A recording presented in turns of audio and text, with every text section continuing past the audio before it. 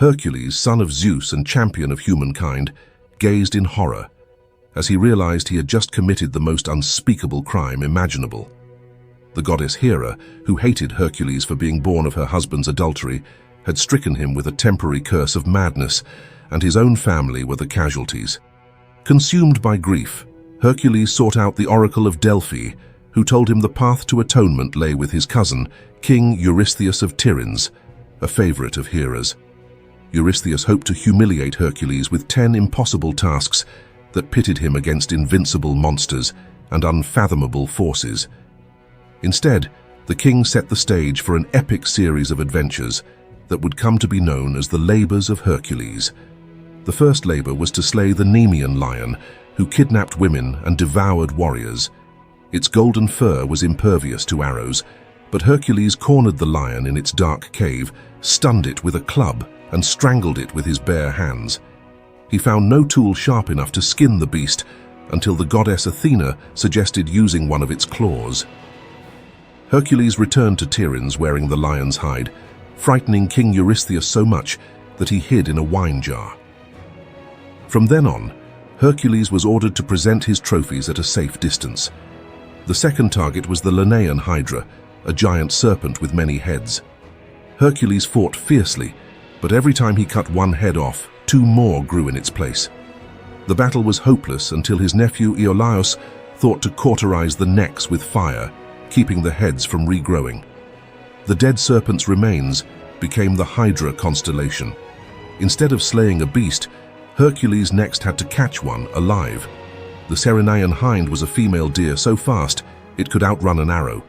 Hercules tracked it for a year, finally trapping it in the northern land of Hyperborea. The animal turned out to be sacred to Artemis, the goddess of the hunt, and Hercules swore to return it. When Eurystheus saw the hind, he demanded to keep it instead, but as soon as Hercules let go, the animal ran to its mistress. Thus Hercules completed his task without breaking his promise. The fourth mission was to capture the Erymanthian boar, which had ravaged many fields. Advised by the wise centaur Chiron, Hercules trapped it by chasing it into thick snow. For the fifth task, there were no animals, just their leftovers. The stables where King 𝐼𝐺𝐴us kept his hundreds of divine cattle had not been maintained in ages. Hercules promised to clean them in one day if he could keep 1/10 of the livestock. 𝐼𝐺𝐴us expected the hero to fail. Instead, Hercules dug massive trenches, rerouting 2 nearby rivers to flow through the stables until they were spotless. Next came 3 more beastly foes, each requiring a clever strategy to defeat. The carnivorous Stymphalian birds nested in an impenetrable swamp, but Hercules used Athena's special rattle to frighten them into the air, at which point he shot them down. No mortal could stand before the Cretan bull's mad rampage, but a chokehold from behind did the trick, and the mad King Diomedes, who had trained his horses to devour his guests, got a taste of his own medicine when Hercules wrestled him into his stables. The ensuing feast calmed the beasts enough for Hercules to bind their mouths. But the 9th labor involved someone more dangerous than any beast, Hippolyta, queen of the Amazons. Hercules was to retrieve the belt given to her by her father Ares, the god of war. He sailed to the Amazon land of Themyscira, prepared for battle, but the queen was so impressed with the hero and his exploits that she gave the belt willingly. For his 10th labor, Hercules had to steal a herd of magical red cattle from Geryon, a giant with 3 heads and 3 bodies. On his way, Hercules was so annoyed by the Libyan desert heat that he shot an arrow at the sun. The sun god Helios admired the hero's strength and lent his chariot for the journey to the island of Erythea. There, Hercules fought off Geryon's herdsman and his 2-headed dog before killing the giant himself. That should have been the end, but Eurystheus announced that 2 labors hadn't counted: the Hydra because Iolaus had helped Hercules kill it, and the stables because he'd accepted payment. And so the hero set about his 11th task, obtaining golden apples from the garden of the Hesperides nymphs. Hercules began by catching the Old Man of the Sea and holding the shape-shifting water god until he revealed the garden's location.